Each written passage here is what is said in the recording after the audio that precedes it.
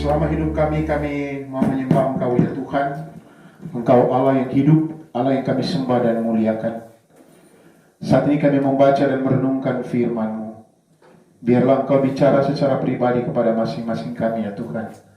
Beri sikap hati yang benar bagi kami. Belajar firman untuk melakukannya supaya kami hidup dalam berkat-berkat firman-Mu.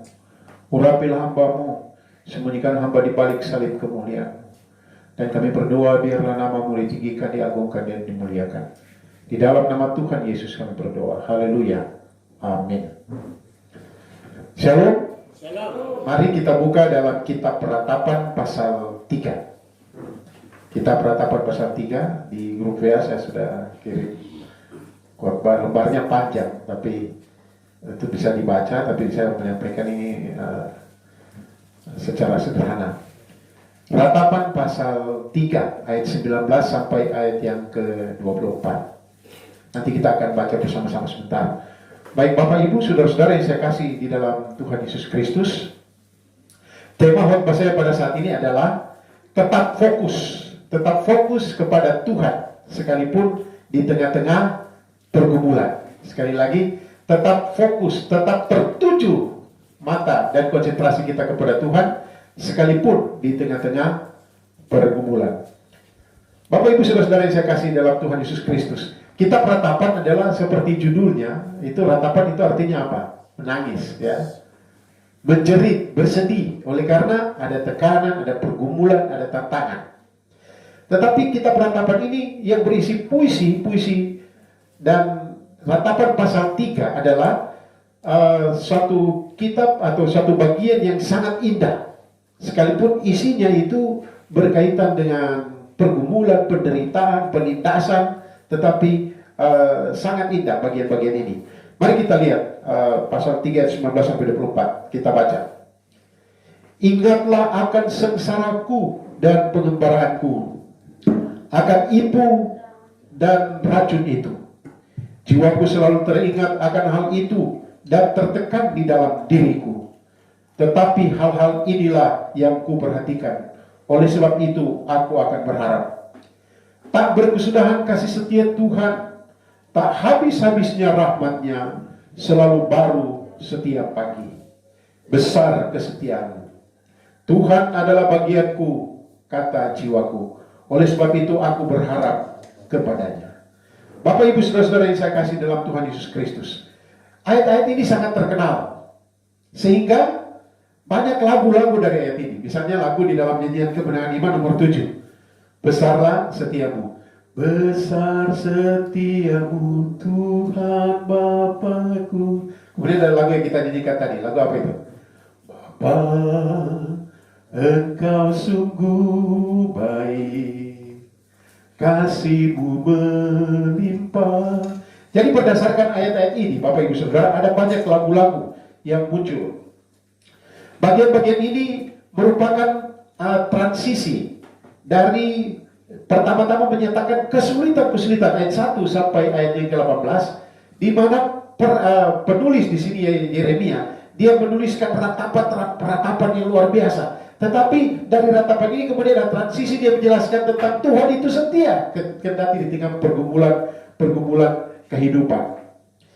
Pergumulan, persoalan, tantangan pasti ada dalam perjalanan hidup kita. Nah, karena apa? Karena penyebaran yang luar biasa, dan kita berkata ini berbulan-bulan kita berdoa, kita bergumul berbulan-bulan, dan kita tidak tahu di mana virus itu. Saudara-saudara yang saya kasih dalam Tuhan, seperti kata Bapak pengurus gereja yang lalu, itu tinggal dari kita menjaga. Tapi kita lihat dulu ini, bagian firman Tuhan ini. Pergumulan, persoalan, tantangan itu ada, pasti kita alami dalam hidup kita dan dalam pelayanan-pelayanan kita. Ini adalah sangat mungkin kita juga akan menghadapi penolakan kalau kita pergi kemana, kita menasihati seseorang, kita justru dibenci, tidak disenangi, atau kita bergumul berhubungan dengan sakit penyakit, bergumul berhubungan dengan kelemahan fisik, bergumul dengan kebijakan atau apapun yang kita lakukan dianggap salah dan lain sebagainya. Pertanyaannya, bagaimana seharusnya kita bersikap untuk menghadapi semua persoalan, menghadapi semua pergumulan, tantangan hidup dalam dunia kerja, dalam pelayanan kita? Bagaimana kita menghadapi pergumulan ini seolah-olah Allah tidak mendengar kita? Saudara-saudara, jawabannya ialah kita harus fokus. Kita harus fokus pada hal yang benar. kita harus rubah fokus dari hati dan pikiran kita kepada hal yang seharusnya. Artinya apa? Artinya kita harus mengalihkan fokus hati dan pikiran kita dari memikirkan persoalan, pergumulan, tantangan, dan kita beralih untuk memikirkan Allah. Situasi mungkin belum berubah. Tetapi kita harus mengubah kacamata yang kita pakai. Nah, sekarang saya udah pakai kacamata ini. Sudah ada kacamata ini di dalam, kemudian pakai ini lagi. Sekarang apa tujuannya? Tujuannya ini. Kita ada perjamuan sebentar ya. Saya berkhotbah di sini jelas ada hujan lokal, ya. Saya pakai ini supaya Pele itu apa ya? Karena ini mau taruh di YouTube, jadi saya pakai bahasa Indonesia. Pele itu apa ya? Untuk menghalangi supaya tidak muncrat ke sana. Nah, saya pernah membaca dulu tahun 80-an ada panas terik, panas besar sehingga di NTT atau di timur, ada orang timur sini ya. Itu kan di sana banyak ternak ya, sapi, ada mungkin kuda atau apa. Dan karena kering, mereka mau kasih makan rumput-rumputnya kering.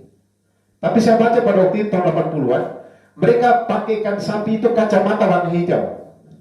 Jadi mereka pakai kacamata warna hijau dan sapi lihat ini hijau udah diajar. Waktu rasa mama kering sapi. Tapi rubah kacamatanya. Kita juga dalam pergumulan persoalan yang ada sekarang, situasi mungkin belum berubah. Dan kalau situasi belum berubah dan kita jangan taruh pikiran kita di situasi itu, tapi rubah pikiran kita, rubah hati kita, rubah fokus kita sekarang. Saudara-saudara yang saya kasih dalam Tuhan Yesus Kristus, perhatikan ayat 20 dan 21. Saya baca ulang ayat 20 dan 21. Jiwaku selalu teringat akan hal itu dan tertekan dalam diriku.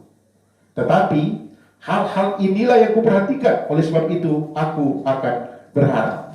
Bapak Ibu Saudara, mengalihkan hati atau pikiran yang berfokus pada masalah, yang berfokus pada situasi, yang berfokus pada keadaan diri sendiri, sekarang kita tertuju kepada Tuhan.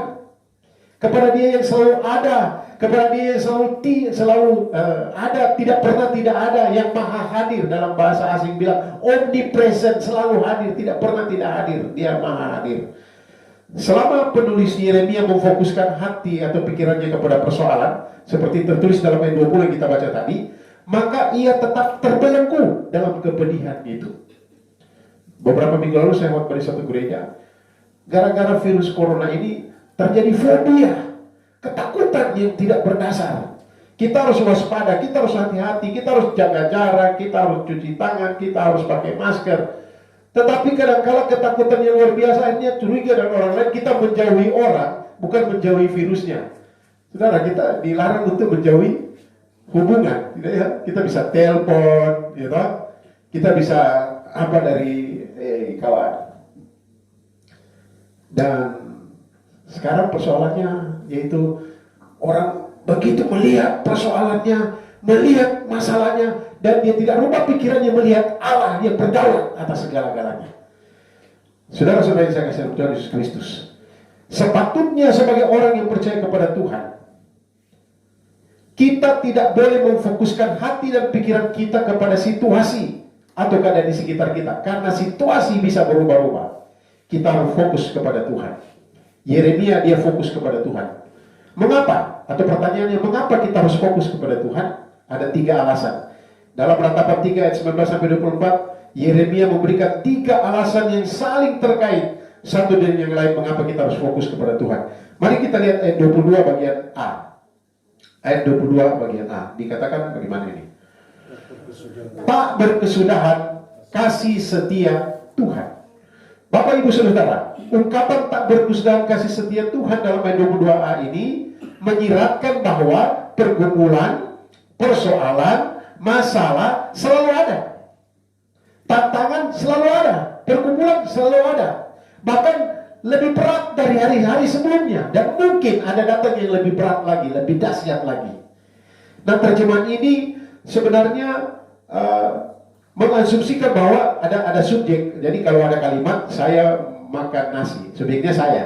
Di sini subjeknya itu dikatakan tak berkesudahan kasih setia Tuhan. Subjeknya itu kasih setia Tuhan. Artinya apa? Artinya kasih setia Tuhan itu dia tak akan habis-habisnya. persoalan, pergumulan, persoalan, tantangan datang sini berganti dan akan pergi, tetapi kasih setia Tuhan tidak akan habis-habisnya. Di dalam konteks pembacaan ini, Yeremia mengungkapkan kesadarannya tentang kehancuran bait Allah. Jadi Yeremia sebelumnya ini, dia khotbah di Israel, bertobat kamu gara-gara dosamu, akan ada bahaya yang luar biasa. Tapi Israel justru tidak dengar dia, bahkan tangkap dia, aniaya dia, siksa dia. Kemudian datanglah pergumulan di mana bangsa asing menyerang Yerusalem, menghancurkan bait Allah, meruntuhkan bait Allah, meruntuhkan tembok-tembok Yerusalem, dan para penguasa diangkat, ditawan. Kalau dulu, kalau saya baca di sejarah, mereka taruh mata kail di bibir, baru meletari. Wah, itu raja-raja terkenal jadi miskin, merana. Kemudian sebagian dari orang-orang itu dipindahkan dari bangsanya kepada bangsa penjajah ini. Dan Yeremia pada waktu menyaksikan ini, dia melihat bahwa penderitaan bangsanya itu adalah penderitaan dirinya. Nah, Bapak Ibu Saudara yang saya kasih nama Tuhan, Tuhan bisa saja menghukum mereka lebih berat lagi karena dosa-dosa mereka, karena mereka tidak dengar-dengaran. Tetapi saudara, karena kasih setia Tuhan, sekalipun pergumulan, persoalan, tantangan itu ada, mereka tidak habis. Sebenarnya istilah tak habis-habisnya rahmatnya. Karena rahmat Tuhan kita tidak habis. Bapak Ibu Saudara, saya mengalami itu dan saya merasa hampir setiap saat saya bergumul dengan berbagai macam penyakit. Kadang-kadang saya berdoa, saya bergurau dengan Tuhan, saya bilang begini, Pak, Bapak kapan ganti stop kah? Baru selesai sakit kepala, sakit gigi lagi, selesai itu demam sepanjang hari. Wah, ini gimana nih? Apalagi ada corona ini. Jangan saya corona kapan? Nah, tapi saya ada jalan kemana? Nah, ini pikiran-pikiran saya alihkan. Saya alihkan pikiran saya bicara-bicara dengan Bapak saya. Kadang-kadang saya sambil cuci kandang babi, saya cerita-cerita dengan Tuhan. Kadang-kadang sebelum saya bisa tidur, biasa kami kalau tidur kami putar lagu penyembahan, kami putar lagu. Jadi sepanjang malam tidur putar lagu. Jadi saya sudah atur, lagu ini 7 jam habis. Dia langsung pagi-pagi, jadi lagu-lagu penyembahan, kemudian ada instrumen. Pagi-pagi, happy, ya. Oh, jam itu sudah 7 jam kita tidur lagi. Itu ada lagu yang saya sudah setel. Nah, di situ kesempatan kalau saya terbangun tengah malam, mulai rasa apakah tidak enak, saya mulai bercakap-cakap dengan Tuhan, memfokuskan pikiran kepada Tuhan, bukan kepada persoalan pergumulan yang ada di sekitar kita. Saudara-saudara, banyak persoalan dalam kehidupan beriman semakin membuat seseorang terpuruk. Karena apa? Dia fokus pada masalah. Kalau kita lihat bangsa Israel, pada waktu mereka akan masuk di Yeriko, kan ada 12 pengintai itu. Mereka melihat, dan waduh bagus. Semua orang datang kepada Musa, bagus ini. Tapi bangsa di sana besar, raksasa. Kita tidak bisa melawan mereka. Tapi 2 orang siapa? Yosua dan Kaleb. Mereka bilang, tidak, kita bisa mengalahkan bangsa ini. Tuhan beserta dengan kita. Oh, tapi mereka bertengkar. Saudara, dan akhirnya Tuhan menghukum mereka. Mengapa 10 orang ini berpikir begitu dan Israel ikut? Karena mereka menempatkan masalah pada posisi yang salah. Jadi ada masalah di depan mereka, ada masalah dan Tuhan di belakang masalah sana. Harusnya mereka menempatkan masalah itu sana di belakang, Tuhan yang mereka lihat. Tuhan tetap ada, Bapak Ibu Saudara. Mengalami Tuhan justru di tengah pergumulan, justru di tengah tantangan, justru di tengah kesesakan. Kita bisa mengalami Tuhan. Makanya Rasul Paulus mengatakan apa? Justru dalam kelemahanlah aku menjadi kuat. Ya. Kalau kita senang, cukup, makan, minum, pakaian, tidak sakit, sehat, dan semua aman-aman saja. Karena kalau orang bukan haleluya puji Tuhan, tapi haleluya puji Tuhan. Ya kan? Tapi coba kalau ada pergumulan, cuma 2 kemungkinan. Dia akan mencari wajah Tuhan atau dia bilang, Tuhan di mana engkau? Saya tidak percaya kau lagi. Nah, itu yang kedua. Tapi kebanyakan kita akan mencari wajah Tuhan. Saudara yang saya kasih dalam Tuhan. Mengapa kita harus fokus kepada Tuhan? Alasan pertama, karena masalah selalu ada. Masalah selalu ada. Dan bahkan yang lebih berat mungkin akan datang. Makanya kita harus fokus kepada Tuhan. Alasan yang kedua, karena Tuhan tidak pernah berhenti mengasihi kita. Ayat 22 sampai ayat 23. Ayat 22. Tak berkesudahan kasih setia Tuhan, tak habis-habisnya rahmatnya, selalu baru tiap pagi, besar kesetiaan. Karena Tuhan tidak pernah berhenti mengasihi kita. Memang masalah itu ada, selalu ada, dan mungkin yang berat akan datang. Tetapi alasan yang kedua, kita harus fokus kepada Tuhan, karena Tuhan tidak pernah berhenti mengasihi kita. Saudara-saudara, artinya apa? Artinya dalam keadaan apapun dan bagaimanapun, Tuhan selalu mengasihi kita dan tidak akan pernah berhenti mengasihi kita. Itu tahu baik-baik dalam hati pikiran kita. Tuhan selalu mengasihi kita dan tidak pernah berhenti mengasihi kita. Bapak Ibu Saudara, ada 3 ungkapan penting yang maknanya hampir sama dalam ayat ini, yaitu pertama, ungkapan kasih setia. Yang kedua, rahmat. Yang ketiga, kesetiaan. Dan kasih setia ini dari kata hesed. Jemaat di bawah kan, jemaat hesed. Hesed itu kalau dijelaskan begini, Allah dia membongkokkan dirinya, merendahkan diri untuk selamatkan yang tidak berguna ini di bawah ini.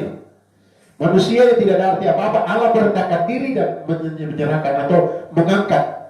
Itu kasih setianya ya, kasih setia. Bisa digunakan untuk kesetiaan Tuhan atas perjanjian. Dia sudah berjanji, dia akan tetap setia. Nah, kata yang kedua adalah rahmat. Dari kata Ibrani, rahamim.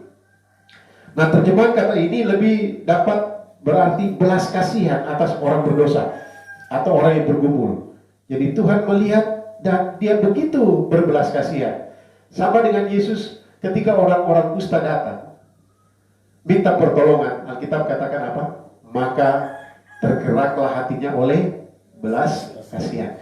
Aduh, kasihan. Orang Israel berintih-intih di tanah Mesir, berseru-seru. Dan Tuhan bilang, aku telah melihat mereka, aku telah mendengar rintihan mereka. Belas kasihan Tuhan atas bangsa Israel sekalipun mereka waktu itu memberontak. Bapak Ibu Saudara yang saya kasih Tuhan. Dan kata yang ketiga adalah kesetiaan. Ini mengarah pada kepastian atau keteguhan dalam melakukan sesuatu. Dia tetap setia sekalipun kita tidak setia. Dia tetap menanti kita, dia tetap mengasihi kita. Bapak Ibu Saudara, penggunaan ketiga kata ini memberi penekanan pada kebaikan Allah yang tidak pernah habis.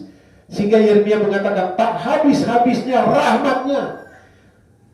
Tidak pernah membatalkan perjanjiannya. Dia selalu pegang teguh perjanjiannya. Kasihnya kepada kita tidak pernah berubah.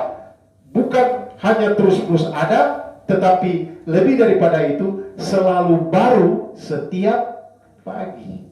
Selalu baru setiap pagi. Bapak Ibu Saudara tahu, saya bangun pagi, bukan bangun pagi saja. Saya tidur, misalnya tertidur tadi malam kita jam 1 ke setengah 1. Jam 3 kan, jam berapa terbangun, buang air.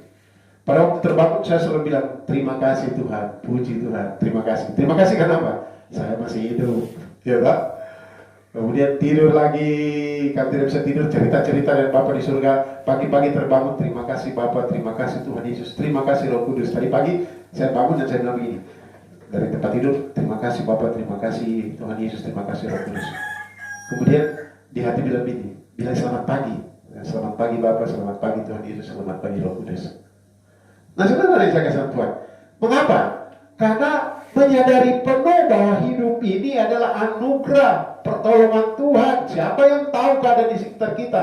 Tuhan yang tahu. Dan ayat-ayat ini menegaskan kebaikan Allah itu dalam dua hal, yaitu kebaikannya selalu ada, terus-menerus ada, tetapi yang kedua selalu baru tiap pagi. Jadi kalau pagi-pagi kita bangun, tidak usah ingat hari kemarin. Sudah berlalu hari kemarin. Terima kasih Tuhan kami ada di pagi hari ini. Terima kasih untuk nafas hidup yang Tuhan masih beri. Terima kasih berarti itu kesempatan untuk menjadi berkat. Bapak Ibu Saudara, kesadaran iman seperti ini akan menolong seseorang untuk tetap tegar. Kesadaran bahwa Tuhan selalu ada, terus-terus mengasihi kita, kasih setianya selalu baru tiap pagi, akan membuat kita tetap tegar, teguh, tetap optimis dalam langkah juang kita untuk terus berkarya. Di dalam kita berkarya, dalam kita berjuang dalam kehidupan setiap hari. Kalau istilahnya begini, kalau dalam bentuk puisi, layarnya tetap berkembang sekalipun di tengah badai. Kakinya akan terus melangkah sekalipun penuh dengan onak duri dan kerikil tajam. Sayapnya akan terus mengepak kendati pun angin begitu kencang. Mengapa? Karena Tuhan tidak pernah berhenti mengasihi kita, anak-anaknya. Kadang-kadang kita melihat diri kita, kita bilang, kenapa? Kalau Tuhan mengasihi kita, kenapa saya jadi seperti ini? Kadang-kadang Tuhan izinkan kita melewati pergumulan-pergumulan kehidupan supaya kita selalu bersandar kepadanya. Sehingga Israel dikatakan Tuhan menggendongnya. Ketika tak berdaya, Tuhan menggendong, bukan hanya menuntut, tapi menggendong. Jadi kalau semakin kita lemah, Tuhan menggendong. Orientasi pikiran kita kan seringkali begini. Kalau kita sakit, kita cuma melihat keadaan sakit kita. Kita tidak melihat hubungan kita dengan Tuhan. Bapak Ibu Saudara, Rasul Paulus bilang, semakin lama, dia semakin lemah, mungkin secara fisik, tetapi rohnya semakin kuat. Sehingga dia pakai istilah, nanti suatu saat kemahnya dibongkar dan diberikan kemah baru. Artinya apa? Kalau nanti Tuhan jemput kita dari kematian, bila tiba waktunya, maka Tuhan akan menuntut kita dan akan memberikan kita tubuh yang baru. Bersekutu dengan dia, bersama-sama dia. Kasih setianya selalu baru, setiap pagi. Jadi bersyukurlah setiap pagi. Terima kasih Tuhan, terima kasih untuk pagi hari ini. Malam sebelum tidur, terima kasih Tuhan, saya telah melewati hari ini, saya mau tidur menyerahkan kehidupan sepenuhnya juga kepadamu dalam tidur. Saya dan Ibu dan Billy, kalau kami berdoa, pokok doa saya seperti ini. Tuhan, beri kami tidur yang tenang, jauhkan dari semua yang jahat, mimpi buruk, dan semua yang bisa merampas sukacita kami. Dan berkatilah kami sementara kami istirahat tidur. Karena firman Tuhan mengatakan, dalam keadaan tidur, Tuhan memberikan kita berkat dalam keadaan tidur. Berkat apa itu? Wah, ada banyak. Pemulihan kesehatan, fisik kita dipulihkan, dan berkat-berkat yang lain yang ya, kalau berkat-berkat berarti banyak yang tidak spesifik pada satu. Jadi saudara, mengapa kita harus fokus kepada Tuhan? Alasan pertama, karena masalah selalu ada. Ya, bahkan yang lebih berat mungkin akan datang. Alasan kedua, karena Tuhan tidak pernah berhenti mengasihi kita. Dan alasan yang ketiga, karena Tuhan adalah bagian kita. Tuhan adalah bagian kita. Ayat 24. Tuhan adalah bagianku, kata jiwaku. Oleh sebab itu aku berharap kepadanya. Ayat ini begitu gamblang. Ayat ini merupakan suatu kesimpulan dari kesimpulan dan sinkron dengan ayat 21. Dalam ayat 21 dikatakan begini, tetapi hal-hal inilah yang kuperhatikan. Oleh sebab itu aku akan berharap. Dan ayat 24, Tuhan adalah bagianku. Karena dia memperhatikan kasih setia Tuhan. Memang masalah selalu ada. Kasih setia Tuhan selalu baru, tak habis-habisnya, selalu baru tiap pagi. Karena itulah, maka aku berharap kepada Tuhan, dan Tuhan jadi bagian kehidupan kita. Yeremia 17 ayat yang kelima mengatakan, terkutuklah orang yang mengandalkan dirinya sendiri, yang hatinya menjauh daripada Tuhan. Tapi ayat 7 berkata, diberkatilah orang yang mengandalkan Tuhan, dan yang menaruh harapannya kepada Tuhan. Bapak Ibu Saudara-saudara yang saya kasih dalam Tuhan Yesus Kristus. Ayat ini begitu gamblang. Ayat ini merupakan suatu kesimpulan yang mengatakan, tetapi hal-hal inilah yang kuperhatikan, oleh sebab itu aku akan berharap. Yeremia mengadakan percakapan pribadi dengan dirinya sendiri. Tuhan adalah bagianku, kata jiwaku. Tuhan adalah bagianku. Dia berkata kepada Tuhan bagianku. Saudara-saudara, ungkapan ini mengajarkan kita untuk terus-menerus mengingatkan diri sendiri bahwa Tuhan adalah bagian kita. Ada saat-saat mungkin kita sendiri dan kita katakan kepada diri sendiri, jiwaku, Tuhan adalah bagianku. Tuhan ada di dalam dirimu. Mengingatkan diri sendiri tentang kebaikan Tuhan dan mengingatkan kebaikan Tuhan dalam kita, pada diri kita sendiri, akan memantapkan kita untuk terus berharap kepada Tuhan. Dia baik. Karena itu terus berharap kepadanya. Saudara-saudara yang saya kasih dalam Tuhan, ada berbagai pendapat mengenai ungkapan Tuhan adalah bagianku. Tetapi yang terpenting dalam ungkapan ini ialah bahwa yang terpenting bukanlah berkatnya, tetapi kepada Sang Pemberi berkat. Yang terpenting adalah Tuhan, bukan berkat. Yang terpenting bukan kesembuhannya, tetapi penyembuhnya. Yang terpenting bukan Kita terhindar dari malapetaka, tetapi siapa yang melindungi kita? Pribadinya yang terpenting. Hingga Bapak Ibu Saudara, dalam pergumulan-pergumulan kita, kadang-kala ada orang bilang begini, kalau saya tidak sembuh, kalau saya punya usaha tidak jalan, saya tidak mau ke gereja. Berarti kita ada hitung-hitungan yang Tuhan tuh. Sebenarnya kita harus katakan begini, apapun yang terjadi, Tuhan adalah bagianku, karena yang terbaik Tuhan siapkan untukku. Yang terbaik itu apa? Yaitu yang cocok untuk kehidupan kita. Bapak Ibu Saudara, penulis dari lagu dalam nyanyian kemenangan iman nomor 7 itu, besarlah setiamu, adalah namanya Thomas. Thomas O. Chisholm.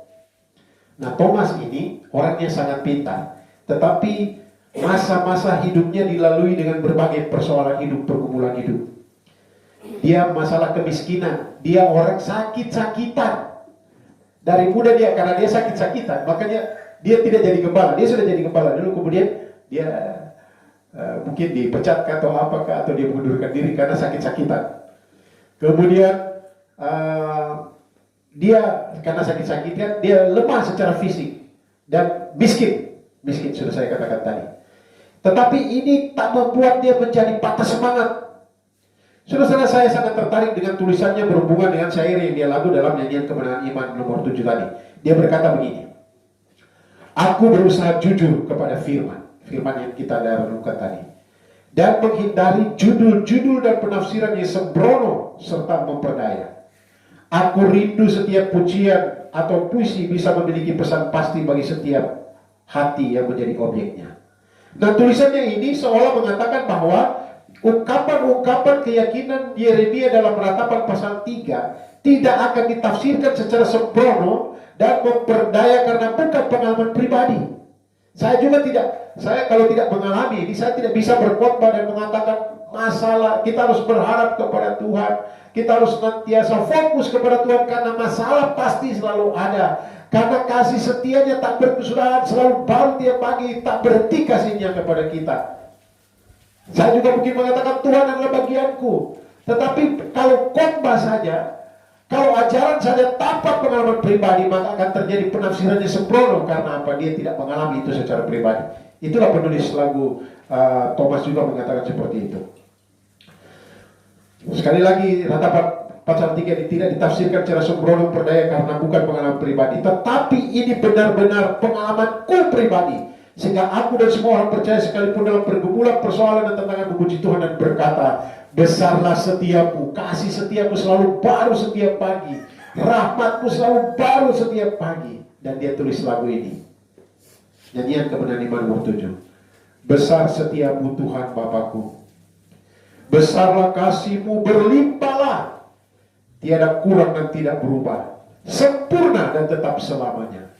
Refnya, besar setiamu, sahabat pagi nampak rahmat baru, segala yang ku perlu Tuhan sediakan, besar setiamu kepadaku. Ayat 2. Matahari serta bintang dan bulan yang beredar serta puji Tuhan, musim tuayan dengan segenap makhluk saksikan kasih setiamu. Ayat yang ketiga, ini luar biasa. Ayat 3. Dosa diampuni, tetap sentosa, hadiratmu yang beri penghiburan, kekuatan dan pengharapan tiap masa, berkat besar dengan kelimpahan. Jadi dia baca ayat-ayat firman Tuhan dari Yeremia pasal 3 dan dia tulis lagu-lagu ini. Bapak Ibu Saudara, mari di tengah pergumulan, persoalan, tantangan, atau sekarang yang sering kita hadapi, kita fokuskan hati dan pikiran kita kepada Tuhan. Ketika ada pikiran-pikiran yang mulai membebani kita, fokuskan kepada Tuhan. Mengapa kita harus fokus kepada Tuhan? Karena 3 alasan. Pertama apa? Masalah itu selalu ada, dan mungkin ada yang lebih berat lagi. Yang kedua, karena Tuhan tidak pernah berhenti mengasihi kita. Dia selalu mengasihi kita, bahkan kasihnya itu setianya selalu baru setiap pagi. Dan yang ketiga ialah karena Tuhan tidak pernah, karena Tuhan adalah bagian kita. Makanya kita berharap. Kiranya Tuhan memberkati kita sekalian dan namanya ditinggikan, dimuliakan. Tetap semangat, berpikir yang positif, hati gembira adalah obat. Jangan terlalu terbebani dengan pergumulan-pergumulan atau ada kita melihat, aduh kenapa begini? Tapi lihatlah Tuhan. Tuhan mengasihi saya. Tuhan selalu bersama dengan saya. Dia tidak pernah meninggalkan saya. Tuhan berkati kita sekalian. Mari kita berdoa. Terpujilah Engkau Bapa di surga, Allah yang hidup. Kami bersyukur untuk renungan firman Tuhan di saat ini. Kami bersyukur oleh karena Engkau ada. Selalu ada dan tidak pernah tidak ada. Allah Roh Kudus, tolonglah kami untuk senantiasa dapat melihat Engkau. Kami terus fokus kepadamu. Karena Engkau ya Tuhan, Engkau selalu ada. Tidak pernah berhenti mengasihi kami. Engkau bagian kehidupan kami. Masalah mungkin selalu ada dan tidak pernah meninggalkan kami. Atau ada yang lebih berat lagi. Tetapi kami bersyukur karena kami bersama dengan Engkau. Terima kasih untuk firman-Mu. Kami bersyukur dan berdoa dalam nama Tuhan Yesus Kristus. Haleluya. Amin. Bapak Ibu, saudara-saudara yang saya kasih dalam Tuhan Yesus Kristus.